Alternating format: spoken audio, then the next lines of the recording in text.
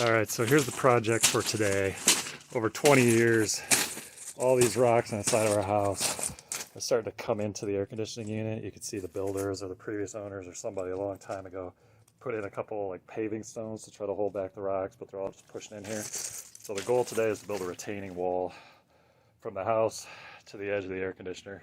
Keep all those rocks out for hopefully another 20 years.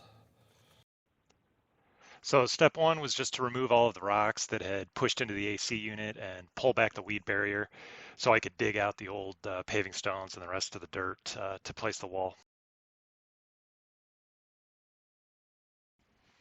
As a step two, I just roughly leveled the ground and dug the dirt out to the shape of the wall that I wanted. All right, I took a little bit of time off because it was getting hot, so we're now in the shade. Also, went to the store, got 15 of these retaining wall blocks that I'll be using, and then pretty much all else that I need is here: shovel, mallet, a couple of levels, a hand tamper, and knee pads. So let's get to work. I think I'm gonna try to put this in a slight arch pattern, maybe for a little bit of strength. I don't know if that's a real thing or not, but that's what I'm gonna do. So once I had the blocks, I took some more care to tamp down the dirt that would be the base of the wall and took a little bit more care to make it more level. Then I roughly placed the blocks on how I wanted it to look.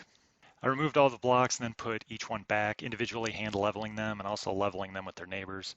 Just make sure when you place the blocks down that the lip on the back of the block faces down, because that's what grabs the ground and the blocks below each subsequent row of blocks. With the base rocks down, the easy part is stacking the blocks for the rest of the wall.